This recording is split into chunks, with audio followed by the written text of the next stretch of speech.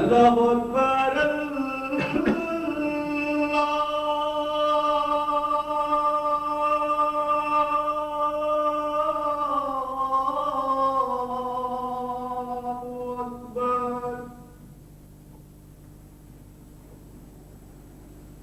اللہ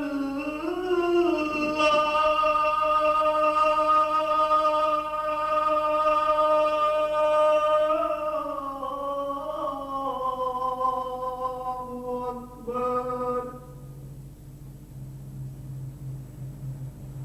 اشہد ان لا الہ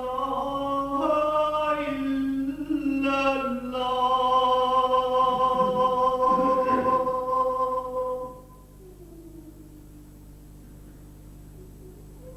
اشہد ان لا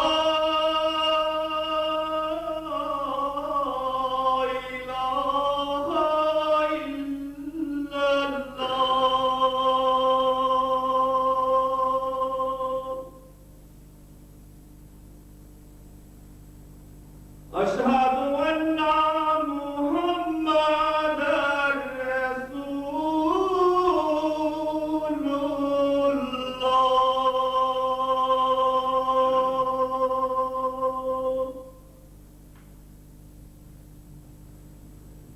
أشهد أن محمدًا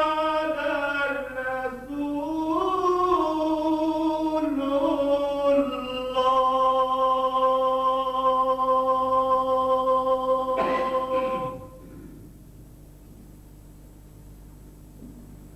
حي على الصلاة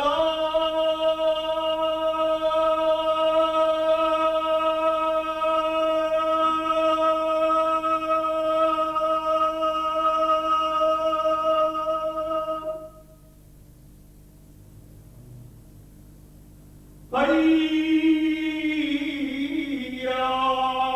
على الصلاة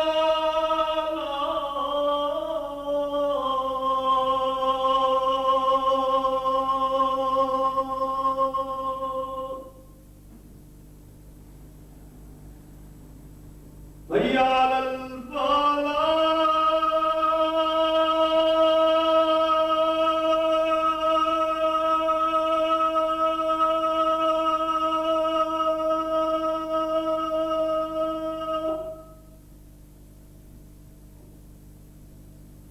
حي على الفلاح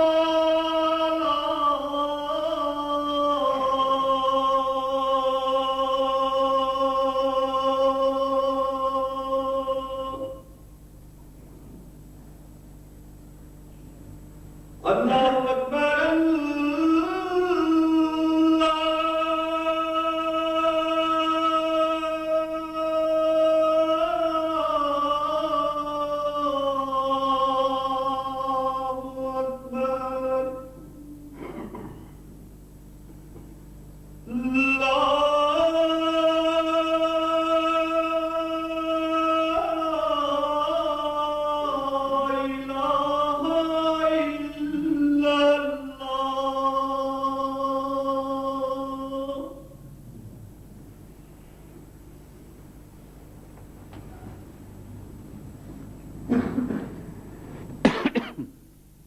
أشهد أن لا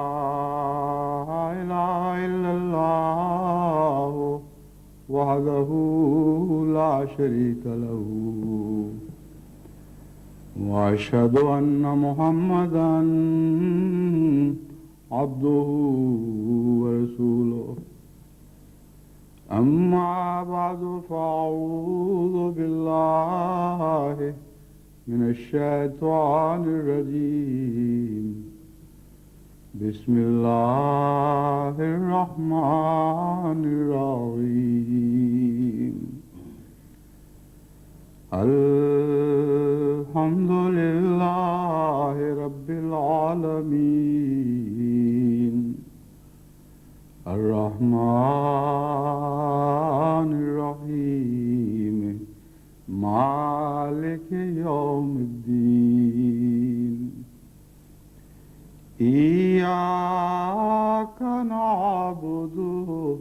وإياك نستعين اهدنا الصراط المستقيم صراط الذين أنعمت عليهم غير المغضوب عليهم ولا الضالين۔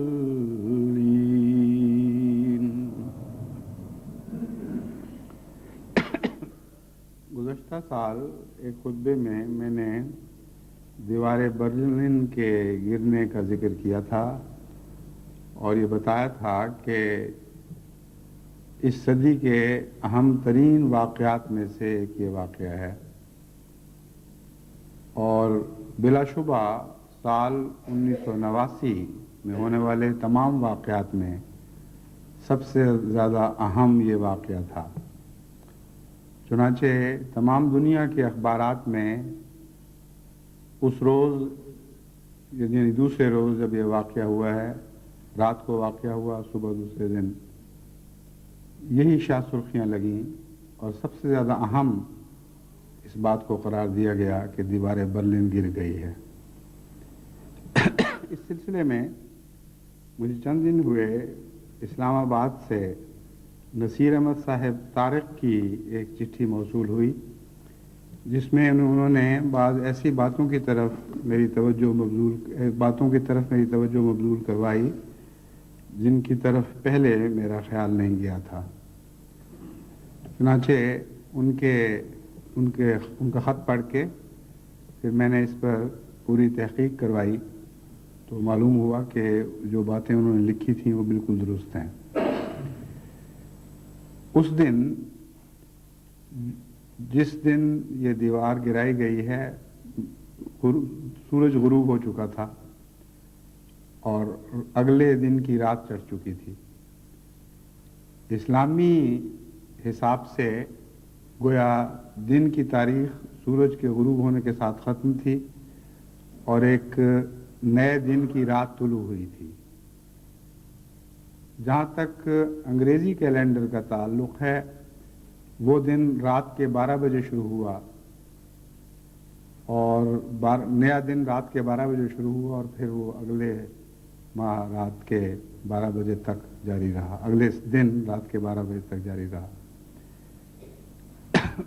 قابل توجہ بات یہ ہے کہ وہ 10 تاریخ تھی اور جمعے کا دن تھا، اور جتنے اخبارات میں دنیا میں یہ خبریں شائع ہوئیں ان پر فرائیڈے the 10th کا عنوان لگا ہوا تھا، ڈیٹ لائن اس کی یہ بنتی تھی۔ اور دلچسپ بات یہ بھی ہے کہ یہ وہ فرائیڈے ہے جب سے خدا تعالیٰ نے مجھے کشفاً یہ واقعہ دکھایا تھا، پہلا فرائیڈے ہے جو اسلامی مہینے کے لحاظ سے بھی اور انگریزی مہینے کے لحاظ سے بھی فرائیڈے the 10th کہلا سکتا ہے، اور پوری طرح یہ دونوں تاریخیں ایک دوسرے کے ساتھ منطبق ہو گئی تھیں۔ تو اول تو انگریزی تاریخوں کا اسلامی تاریخوں کے ساتھ منطبق ہو جانا یہ کم ہوتا ہے، اور پھر یہ اس پر مزید اضافہ کہ وہ تاریخ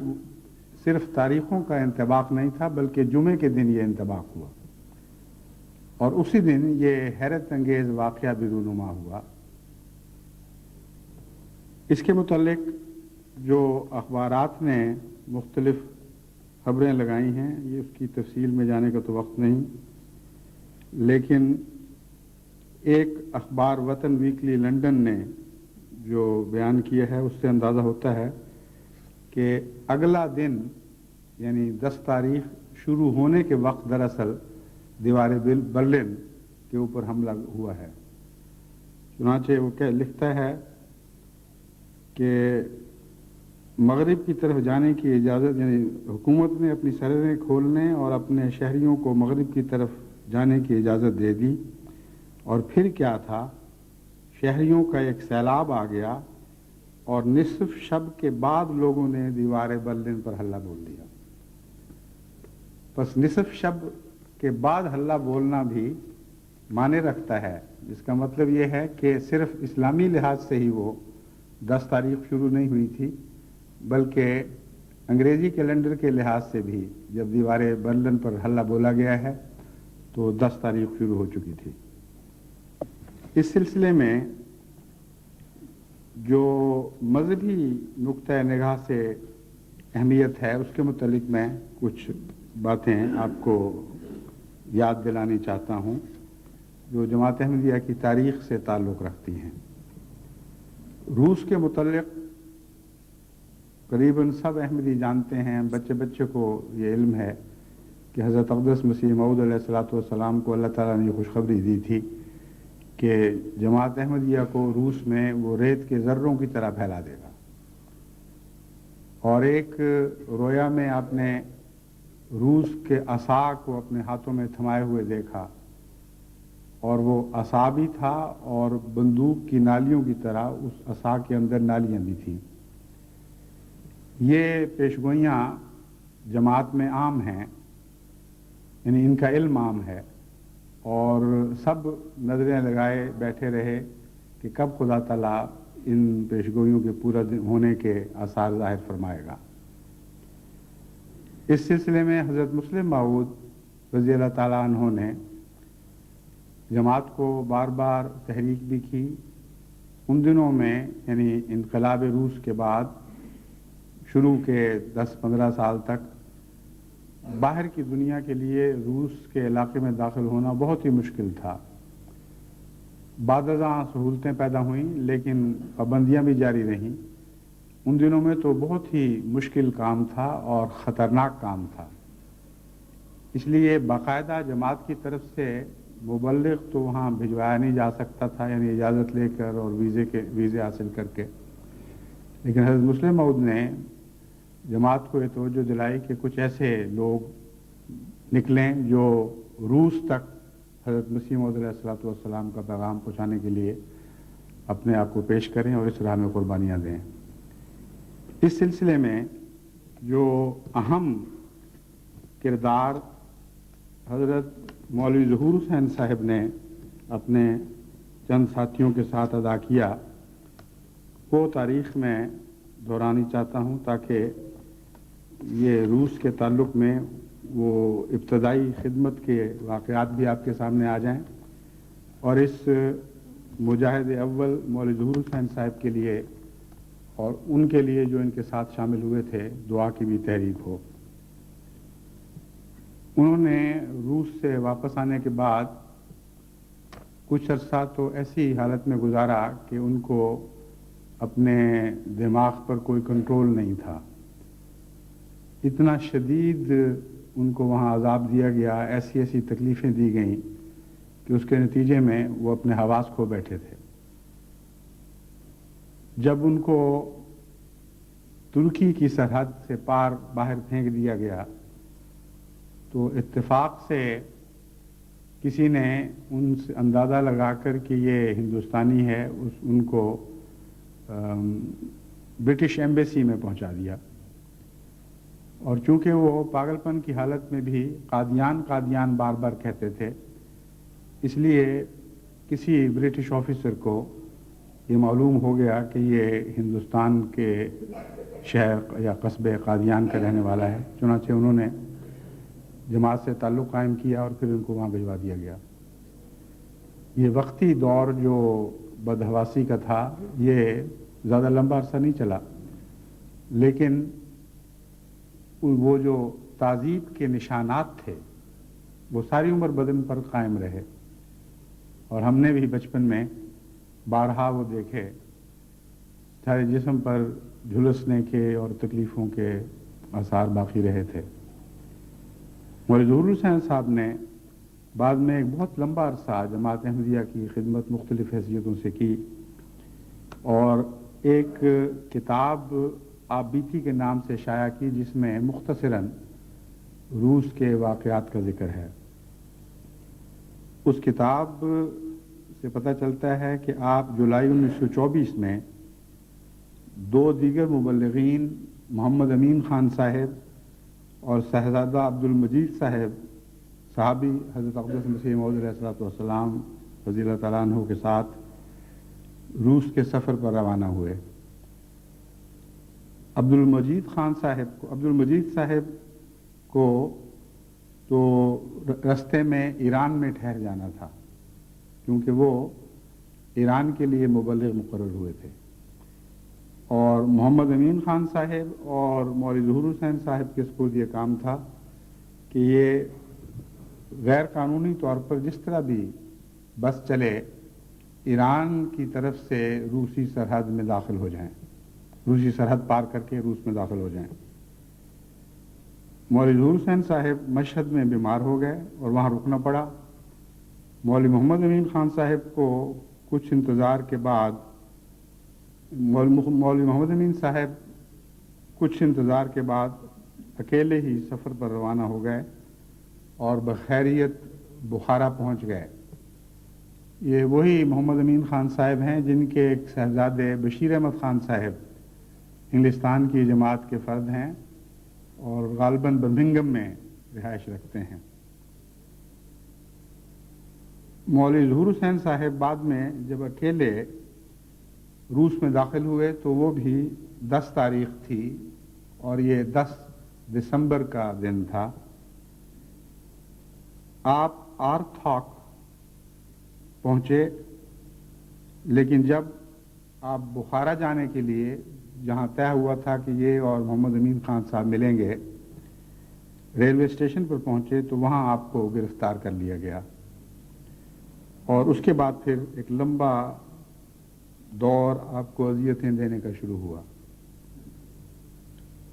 اسی حالت میں جبکہ آپ قید تھے، چونکہ آپ کو رشین زبان نہیں آتی تھی، کوئی ساتھیوں سے رابطہ نہیں تھا،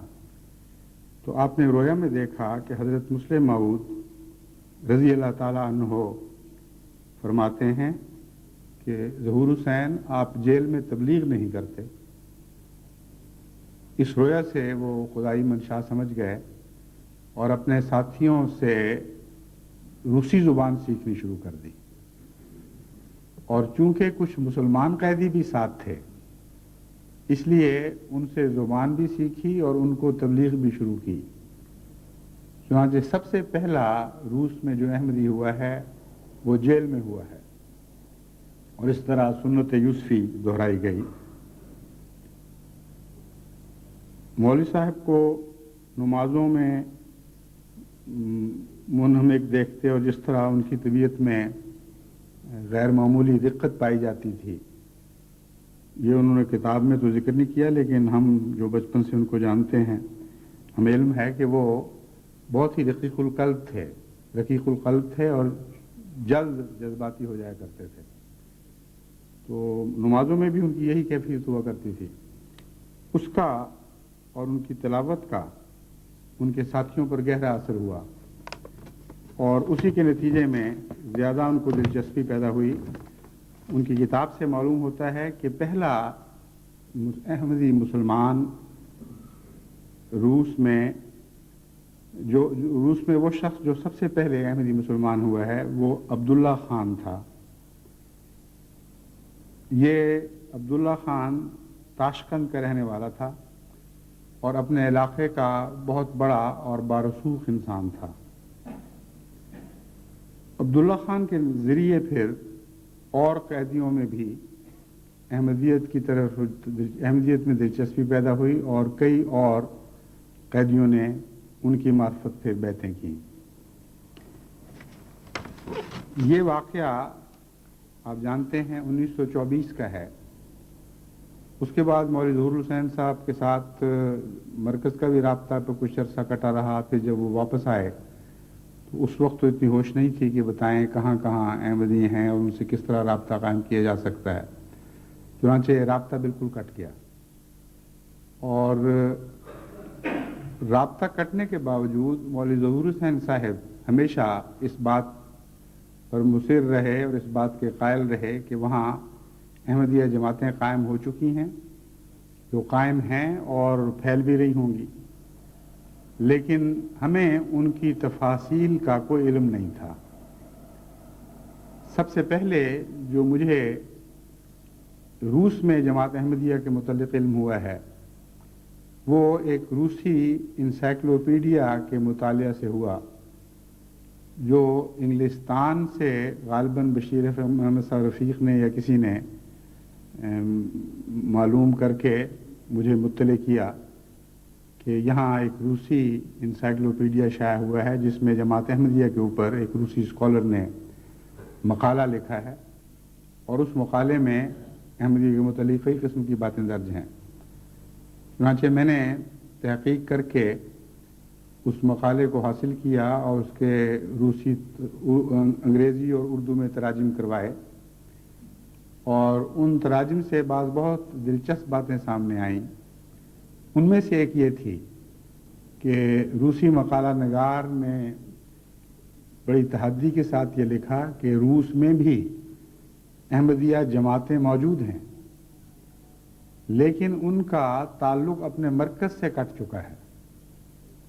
اور اس کی وجہ مقالہ نگار نے یہ بیان کی کہ ان کو غالباً اپنے مرکز سے یہ ہدایت ہے کہ روس میں رہتے ہوئے ہم سے تعلق نہ رکھو۔ یہ بات تو غلط ہے۔ غالباً انہوں نے اس بات کو چھپانے کے لیے یعنی اس پر پردہ ڈالنے کے لیے کہ روس نے مذہبی جماعتوں کو بیرونی دنیا سے تعلق رکھنے پر روکیں عائد کر رکھی ہیں، یہ ایک بہانہ تراشا، اور باوجود اس کے کہ یہ تسلیم کیا کہ جماعتیں موجود ہیں لیکن یہ بات غلط کہہ دی کہ مرکز نے گویا جماعتوں کو ہدایت دے رکھی ہے کہ ہم سے رابطہ نہ کرو۔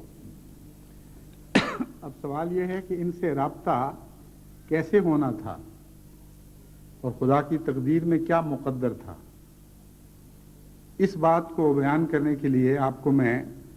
حضرت مسلم موعود رضی اللہ تعالیٰ عنہ کا ایک رویا بتاتا ہوں۔ اس رویا میں حضرت مسلم موعود یہ بیان فرماتے ہیں کہ میں نے دیکھا کہ ہمارے ملک میں حالات خطرناک ہو چکے ہیں، اس قسم کے ہو گئے ہیں کہ مجھے وہاں سے ہجرت کرنی پڑ رہی ہے، اور اس ہجرت کے دوران میری گود میں میرا ایک بچہ ہے جس کا نام طاہر احمد ہے، اور اس کے علاوہ اور کوئی بچہ ساتھ نہیں۔ اس ہجرت کے دوران میں ایک نئے ملک میں پہنچتا ہوں اور اس ملک میں داخل ہو کر میں ان سے پوچھتا ہوں کہ یہ کون سا ملک ہے، تو وہ بتاتے ہیں کہ روس ہے، اور جب میں ان لوگوں سے گفتگو کرتا ہوں اور ان کے متعلق پوچھتا ہوں کہ وہ کون لوگ ہیں تو ایک آدمی ہلکی آواز میں احتیاط کی طرف متوجہ کرتے ہوئے بتاتا ہے کہ اونچا نہ بولیں، ہم احمدی ہیں، اور یہ سارا گاؤں اور اس علاقے میں جو ہم لوگ ہیں یہ سب احمدی ہیں، لیکن ہم حالات کی مجبوری سے اپنے آپ کو چھپائے ہوئے ہیں۔ یہ رویا اسی بات پر ختم ہو گیا۔ اب یہ کوئی اتفاقی بات نہیں تھی کہ روس کا تعلق دوبارہ جماعت احمدیہ سے قائم ہونا میرے زمانے میں ہو۔ یہ سارے مقدر کے فیصلے تھے جن کے آپس میں ٹانٹے ملے ہوئے ہیں، اور پھر مجھے ہی اللہ تعالیٰ نے فرائیڈے the 10th دکھایا، اور فرائیڈے the 10th کو وہ حیرت انگیز انقلاب برپا ہوئے جن کی روشنی میں روس میں اسلام کے داخل ہونے یا جماعت احمدیہ کے ذریعے اسلام کے داخل ہونے کے نئے دروازے کھلیں اور نئے امکانات روشن ہوں۔ اور یہ بھی عجیب بات ہے اور کوئی اتفاق نہیں بلکہ مقدر تھا کہ جماعت احمدیہ کے خلفاء میں سے صرف میں ہوں جس کے ساتھ متعدد روسی مسلمان علماء اور صاحب دانش لوگوں نے ذاتی رابطہ قائم کیا ہے، اور اس کے علاوہ ایک بھی خلیفہ اس سے پہلے نہیں گزرا جس کا کسی روسی رہنما سے ذاتی رابطہ ہوا ہو۔ 1 نہیں، 2 نہیں، 3 نہیں، متعدد رابطے ہوئے، اور ایسے رابطے ہوئے جن میں ہماری طرف سے کسی کوشش کا دخل نہیں تھا. خدا تعالیٰ نے خود اس کے سامان پیدا فرما دیے، اور جس طرح وہ سامان پیدا ہوئے ہیں وہ ان میں جیسا کہ میں نے بیان کیا ہے نہ ہماری کوشش کا دخل تھا نہ اتفاقات تھے، بلکہ خدا کی واضح تقدیر ان میں کار فرما دکھائی دیتی ہے. پہلے روسی عالم جو عالمی شہرت رکھتے ہیں جن کی مجھ سے ملاقات ہوئی وہ الحاج عبداللائیف تھے. جس دن ان سے ملاقات ہوئی اس کے دوسرے یا دو تین دن بعد جمعہ تھا، اور میں نے جمعے میں بیان بھی کیا تھا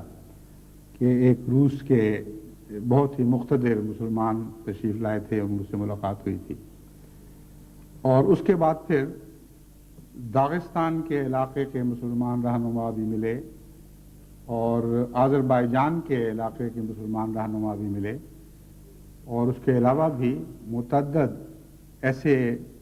اہم لوگ جو کانفرنسز میں یہاں تشریف لاتے رہے، آ کے مجھ سے ملتے رہے. اور پھر بیلاروس کے مسلمان رہنماؤں میں سے ایک نے بذریعہ خط رابطہ کیا، اور انہوں نے یہ بتایا کہ ان کو کسی ذریعے سے جماعت احمدیہ کا وہ کتابچہ جس میں قرآن کریم کی منتخب آیات کا روسی ترجمہ ہے ان تک پہنچا، اور ان کو اس کے مطالعہ سے بے حد خوشی ہوئی، کیونکہ وہ لکھتے ہیں کہ اس سے بہتر روسی زبان میں کبھی قرآن کریم کا ترجمہ نہیں کیا گیا. تو یہ جو رابطے سب پیدا ہوئے ہیں یہ سارے ایک ہی مضمون کی کڑیاں ہیں. اس لیے اگر کسی کے ذہن میں یہ وہم ہو کہ فرائیڈے the 10th کا اس دن پر اطلاق پانا کوئی اتفاقی حادثہ ہے، تو اس سارے مضمون کو سننے کے بعد کوئی بہت ہی متعصب ہوگا یا طفلانہ خیال کا حامل ہوگا جو یہ اصرار کرے کہ اتفاقی حادثہ تھا. اس دن اسلامی مہینے کا انگریزی مہینے کے ساتھ انطباق، اس دن جمعے کا دن ہونا، اس دن اس انقلابی سال کا سب سے بڑا انقلابی دن ہونا، جس کے متعلق ساری دنیا نے کہا کہ یہ سال ایک غیر معمولی حیثیت کا حامل سال ہے، اور تمام دوسرے اپنے ارد گرد کے سالوں سے بہت ہی زیادہ نمایاں حیثیت رکھتا ہے. اور پھر اس دن کا اس سال میں سے بھی چوٹی کی طرح ابھر آنا اور غیر معمولی حیثیت اختیار کر جانا. اور اس سے پہلے حضرت مسلم موعود کا یہ رویا کہ جس کی تعبیر ظاہر ہے کہ ہجرت کا مجھے موقع ملے گا، اور اس ہجرت کے دوران روس سے رابطہ ہوگا، اور پھر ساری خلافت کی احمدیہ کی تاریخ میں ایک ہی خلیفہ کا روس کے ساتھ رابطہ ہونا. اگر یہ سارے اتفاقات ہیں تو پھر نظم و ضبط کے ذریعے واقعات کا ترتیب پانا کچھ اور ہی معنی رکھتا ہوگا. در حقیقت یہ ظاہر طور پر تقدیر ہے جس نے باقاعدہ ان واقعات کو منضبط کیا ہے اور ایک باقاعدہ ترتیب دی ہے اور تعلق جوڑے ہیں.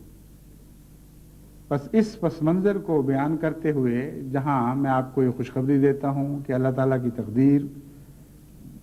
حرکت میں آ چکی ہے، اور حضرت مسیح موعود علیہ الصلوۃ والسلام کی پیشگوئیوں کے پورے ہونے کے دن قریب آ رہے ہیں، وہاں ان کی ذمہ داریاں دوبارہ یاد کراتا ہوں کہ ان قوموں سے جو روس کے ساتھ تعلق رکھنے والی ہیں، اسلامی رابطے قائم کرنے کے لیے اپنے آپ کو تیار کریں. 100 قومیں ہیں جو صرف روس میں ہیں، اس کے علاوہ روس کے ماحول میں جو روس کے سیٹلائٹس کہلاتے تھے ان میں بھی مختلف زبانیں بولنے والی قومیں ہیں. ابھی ہم نے اگرچہ چند زبانوں میں اسلامی لٹریچر کے ترجمے کیے ہیں، لیکن وہ انتخاب ایسا ہے کہ شاذ ہی کوئی مشرقی بلاک کا ملک ہو جس میں جماعت احمدیہ کی طرف سے پیش کردہ لٹریچر سمجھا نہ جا سکتا ہو. 1-2 زبانیں جو پیچھے رہ گئی تھیں ان میں بھی اب تراجم ہو رہے ہیں. جہاں پہلے صرف انتخابات شائع ہوئے تھے وہاں اب پورے قرآن کریم کے تراجم کا انتظام ہو رہا ہے، تو میں امید رکھتا ہوں کہ انشاءاللہ اگلے چند سال کے اندر اندر پورے قرآن کریم کے تراجم کی تعداد 100 تک پہنچ جائے گی،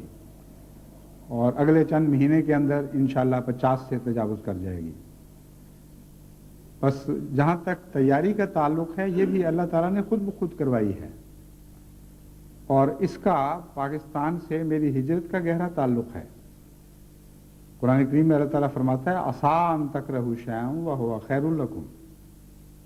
سنو، بسا اوقات یہ بھی ہوتا ہے کہ تمہیں ایک چیز بری دکھائی دیتی ہے، تکلیف دہ معلوم ہوتی ہے، وَهُوَ خَيْرٌ لَكُمْ، لیکن وہ تمہارے لیے بہتری رکھتی ہے، تمہارے لیے اس میں بھلائی پائی جاتی ہے۔ اب آپ غور کر کے دیکھیں، اگر پاکستان میں ہی میرا قیام رہتا اور وہیں فعال مرکز رہتا، تو اس صورت میں 50 سال میں بھی ہمیں وہ توفیق نہیں مل سکتی تھی جو میرے باہر آنے کے نتیجے میں ہمیں ملی، اور اس طرح دنیا کی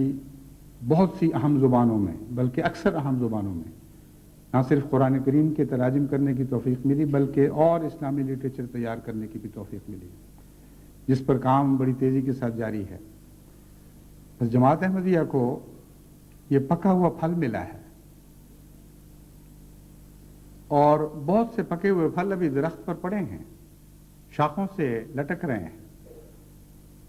ان کے لیے آپ کو کچھ تھوڑی سی محنت تو کرنی پڑے گی، درخت کو ہچکولے تو دینے ہوں گے۔ یہ خیال کہ لیٹے رہیں اور بیٹھے رہیں اور پاس بڑا ہوا بیر کوئی اور اٹھا کر آپ کے منہ میں ڈال جائے، یہ تو افیمیوں والا خیال ہے، اور ہم تو دنیا کو افیم سے نجات دینے والے ہیں، نہ کہ خود افیمی بننے والے۔ اس لیے اس جہت میں مزید حرکت کریں۔ آپ میں سے ہر ایک جو بھی توفیق پاتا ہے، اس توفیق کے مطابق ان قوموں سے اپنے تعلقات بڑھائے اور رابطے قائم کرے۔ جرمنی سے بعض احمدی نوجوانوں کو توفیق مل رہی ہے، وہ مجھے خط لکھتے رہتے ہیں اور پتہ چلتا ہے، مثلا ہمارے سندھ کے ایک دوست منور خالد صاحب وہاں روسی زبان سیکھ رہے ہیں، جرمن زبان بھی سیکھ رہے ہیں، اور ساتھ روسی زبان بھی سیکھتے ہیں، یا روسیوں سے تعلقات بہرحال ضرور ہیں، زبان کا مجھے یاد نہیں رہا کہ انہوں نے ذکر کیا تھا کہ نہیں، مگر ان کی دعوت وغیرہ کرتے رہتے ہیں، ان سے ملاقاتیں ہوتی رہتی ہیں۔ پھر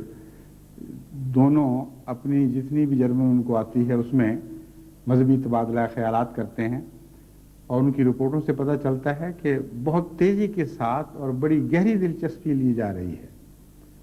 اور جہاں جہاں بھی احمدیت کا پیغام پہنچتا ہے وہاں مشرقی یورپ کی قومیں فوراً متوجہ ہوتی ہیں، اور جب ان کو فرق معلوم ہوتا ہے کہ ہمارا آرتھوڈاکس اسلام سے، یعنی وہ اسلام جو ازمنہ وسطی سے تعلق رکھتا ہے، کیا فرق ہے، تو ان کی دلچسپی اور بھی بڑھ جاتی ہے۔ تو جرمنی میں تو رابطے ہو رہے ہیں، باقی دنیا میں بھی روسی اور دیگر مشرقی دنیا کے لوگ موجود ہیں،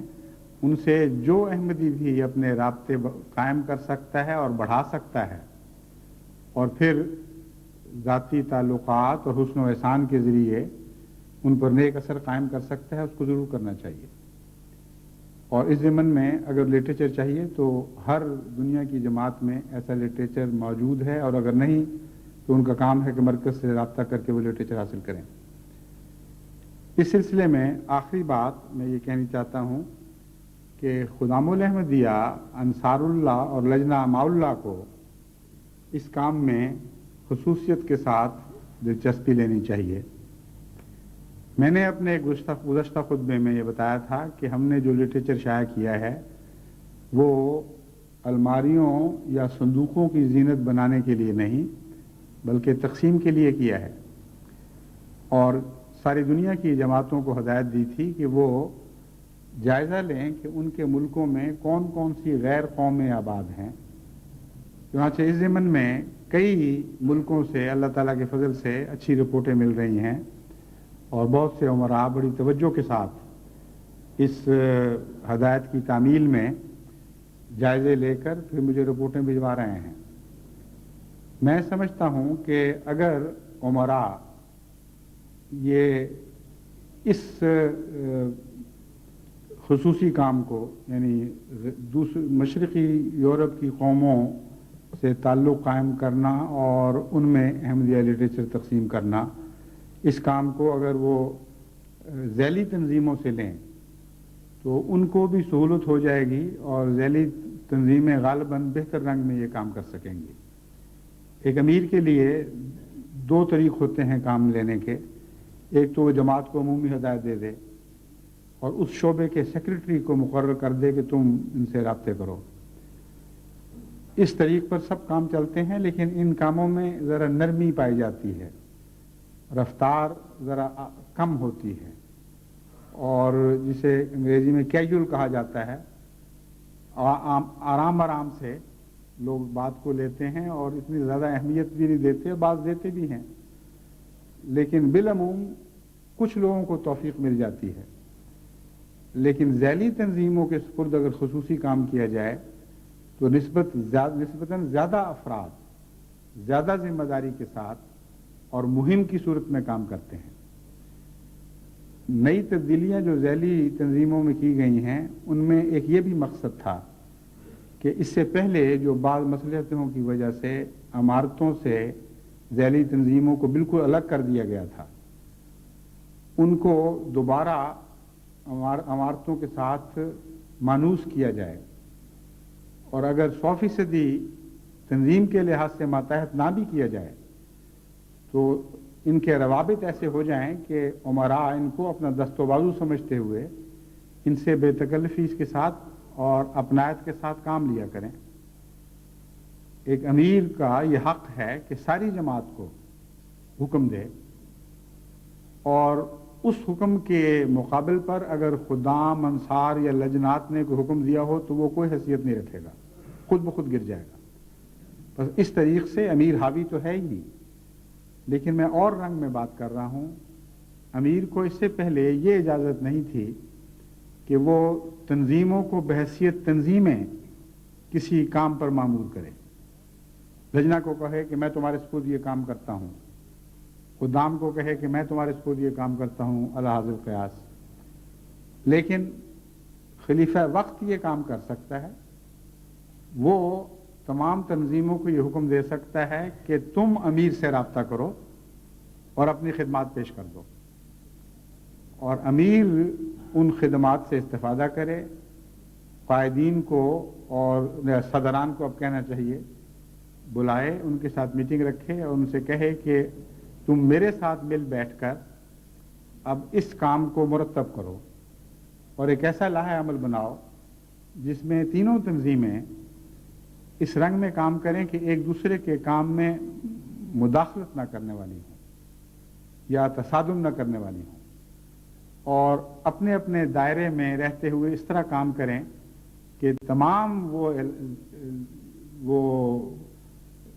میدان جس میں کام کرنا مقصود ہے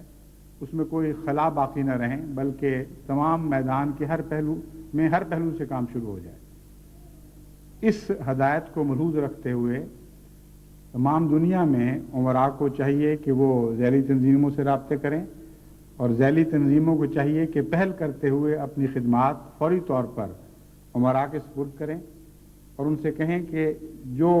لٹریچر جماعت احمدیہ نے گزشتہ چند سالوں میں شائع کیا ہے مختلف زبانوں میں، اس لٹریچر کو تقسیم کے سلسلے میں آپ جس قسم کا پروگرام ہمارے لیے بناتے ہیں ہم اس پر پوری طرح بشاشت کے ساتھ اور پوری تندہی کے ساتھ عمل کریں گے، اور پھر اس کی رپورٹیں ذیلی تنظیموں کی طرف سے مجھے ملنی شروع ہوں جس کی نقل امیر کو آئے، اور باقی باتوں میں وہ اسی طرح پہلے کی طرح کام کرتے رہیں۔ تو میں امید رکھتا ہوں کہ اس طرح اللہ تعالیٰ کے فضل سے دنیا بھر میں بہت سے باہر بسنے والے روسیوں کے ساتھ یا مشرقی جرمنوں کے ساتھ یا چیکوسلوواکین کے ساتھ یا دوسری قوموں کے ساتھ ہمارے روابط پیدا ہو جائیں گے، اور اب تک جو ہوئے ہیں وہ بہت ہی امید افزا ہیں۔ ایک یورپین ممالک کے کلچرل اٹیچی مجھ سے ملنے آئے، اور جب ان کو جماعت احمدیہ کا لٹریچر ان کی زبان میں پہنچایا گیا تو وہ اتنا ایکسائٹ ہو گئے، اتنا ان کی طبیعت میں ہیجان پیدا ہوا کہ دراصل اسی وجہ سے وہ ملنے آئے تھے۔ اور ملنے کے بعد انہوں نے کہا کہ میں اس بات پر مجاز ہوں، میں آپ کو بتا رہا ہوں کہ میں اپنے ملک کے دروازے آپ پر کھولتا ہوں، ایسا عظیم الشان لٹریچر ہے، اسے جلد لے کر ہمارے ملک میں پہنچیں، ہمارے ملک کے مسلمان بھی اور غیر بھی اس کے منتظر ہیں۔ وہ حیران رہ گیا یہ دیکھ کر کہ ایسا اسلامی فرقہ بھی دنیا میں موجود ہے جو اسلام کے نام پر جبر کا قائل نہیں اور اسلام کے نام پر محض محبت سے پیغام پہنچانے کے نظریے پر زور دیتا ہے۔ اور دیگر جب جماعت احمدیہ کی امتیازی تعلیمات اس کو معلوم ہوئی تو اس نے کہا کہ ہم تو بے وجہ اسلام سے خوف کھا رہے تھے، یہ تو بہت ہی پیارا مذہب ہے اور آپ کے آنے سے دوسرے مسلمانوں کو بھی تربیت ہوگی، ان کو بھی پتہ چلے گا کہ اسلام ہے کیا۔ تو میں آپ کو تجربے سے بتا رہا ہوں، یہ کوئی اندازے نہیں ہیں، تخمینے نہیں ہیں، واقعہ یہ ہے کہ خدا کی تقدیر نے مشرقی بلاک کے ممالک کو اسلام کو قبول کرنے کے لیے تیار کر دیا ہے۔ بہت سے سینوں کے داغ دھوئے جا چکے ہیں، بہت سی غلط فہمیاں اور کجرویوں کے نشان مٹ چکے ہیں، اور اب وہ صاف اور کھلے دل کے ساتھ ایک نئی روشنی کے منتظر اور متلاشی ہیں، اور بلا شبہ احمدیت ہی وہ روشنی ہے، یعنی حقیقی اسلام، جو ان کے دلوں کو مطمئن کر سکتی ہے۔ اس کے سوا اسلام کی سب تفسیریں جو دوسرے مسلمان فرقوں کے ذریعے ان تک پہنچ سکتی ہیں وہ ان کے مزاج کے مطابق نہیں رہیں۔ ان کے مزاج میں روشنی آ چکی ہے، ان کے مزاج میں عقل و دانش کے ساتھ چیز کو پرکھنا داخل ہو چکا ہے، اس لیے اب وہ بنی بنائی ایسی تعلیمات جن پر غور و فکر کے نتیجے میں ان تعلیمات پر ایمان نہ رہے، قبول کرنے کے لیے تیار نہیں رہے۔ اسلام ایک ایسی تعلیم ہے جس پر جتنا غور کریں ایمان بڑھتا ہے، اور اس رنگ میں اسلام کی حقیقی تعلیم احمدیت کے سوا کم دوسروں کے پاس ہے۔ اس میں کوئی شک نہیں کہ ہر فرقے کے پاس سچائی موجود ہے، اس میں کوئی شک نہیں کہ دوسرے مسلمان فرقوں میں بھی بہت سی باتوں میں اسلام کا نور اس شکل میں موجود ہے کہ وہ دوسرے دلوں کو مطمئن کر سکتا ہے۔ یعنی احمدیت اسلام کی ان معنوں میں مونوپلی اختیار نہیں کر سکتی کہ گویا ساری سچائی احمدیت کے پاس ہے اور باقی سب کے پاس جھوٹ ہی جھوٹ ہے۔ یہ طرز عمل جھوٹ ہے، اور احمدیت سچائی کی غلام ہے، جھوٹ کے ساتھ ہمارا کوئی تعلق نہیں۔ لیکن جن معنوں میں بات آپ پر واضح کر رہا ہوں اس کو غور سے سمجھ لیجئے تاکہ کہیں غلط دعوے نہ کر بیٹھیں۔ میں یہ نہیں کہہ رہا کہ احمدیت کے سوا اسلام کے دوسرے فرقوں میں سچائی نہیں ہے، میں یہ کہہ رہا ہوں کہ بہت سے ایسے اہم امور ہیں جن میں اسلام کے احمدیت کے سوا دوسرے فرقوں نے اسلام کی ایسی تصویر بنا لی ہے جس کو آج کا دانشور، آج کے زمانے کی پیداوار جس نے سائنس کی روشنی میں آنکھیں کھولی ہیں، قبول کرنے کے لیے تیار نہیں ہو سکتا۔ بہت سی غلط کہانیوں کو اپنا لیا گیا ہے اور ایمانیات میں داخل کر لیا گیا ہے۔ اور اس پہلو سے احمدیت ہی ہے جو آج کی باشعور دنیا کو اسلام کی ایسی تعلیم دے سکتی ہے جس کے ساتھ جتنا غور کریں محبت بڑھتی چلی جائے گی۔ اس پہلو سے مشرقی یورپ مغربی یورپ کے مقابل پر بہت زیادہ تیار ہے۔ بہت سے ایسی وجوہات ہیں جن کے نتیجے میں دونوں میں فرق ہے، باوجود اس کے کہ وہ دہریہ ہو چکا تھا، باوجود اس کے کہ مذہب سے بہت دور جا چکا تھا، ان کے اندر کچھ ایک ذہنی صفائی بھی ہے، اور دل کی تختیاں بہت سے ایسے تعصبات سے پاک ہو چکی ہیں جو عیسائیت کے عروج کے زمانے میں موجود تھے۔ بس اس پہلو سے مغربی یورپ کا اپنے دروازے احمدیت اور اسلام کے لیے کھولنا ایک بہت ہی عظیم الشان واقعہ ہے اور حیرت انگیز اہمیت کا حامل واقعہ ہے، اور اس واقعہ کا ہمارے جشن تشکر کے سال میں رونما ہونا یہ بھی کوئی اتفاقی حادثہ نہیں ہے. اس لیے میں امید رکھتا ہوں کہ ان باتوں پر غور کرتے ہوئے ساری جماعت جہاں اب خدا تعالیٰ کے شکر ادا کرے گی کہ اس نے ہمارے لیے کس طرح غیب سے تقدیریں جاری کی ہوئی تھیں جن کے دھاگے یہاں آ کر اکٹھے ہوئے اور اچانک ہمیں ان تقدیروں کے مقاصد معلوم ہو گئے، وہاں ان مقاصد کی پیروی کے لیے بھی اپنے آپ کو تیار کریں اور دعا کرتے رہیں کہ اللہ تعالیٰ جلد از جلد ہمیں ان بڑھتے ہوئے تقاضوں کو پورا کرنے کی بآسن توفیق عطا فرمائے.